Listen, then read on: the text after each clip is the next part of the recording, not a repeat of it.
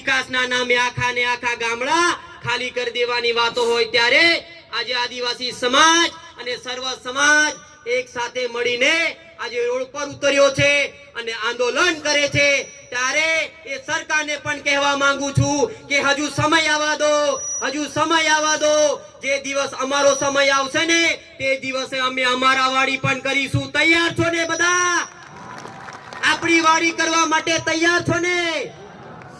ત્યારે આજે જંગલો કપાય છે પહાડો ખોદાય છે એના કારણે આજે નદીના પાણી આજે આપણા ડેમના પાણી કુવાના પાણી સુકાઈ ગયા છે ત્યારે ઘણા લોકો પૈસાવાળા લોકો સરકારો વિકાસ વિકાસ વિકાસ વિકાસ પણ આજે પણ આદિવાસી સમાજને કયા વિકાસની વાતો કરે છે સમજાતું નથી જ્યારે પણ વિકાસની વાતો આવે છે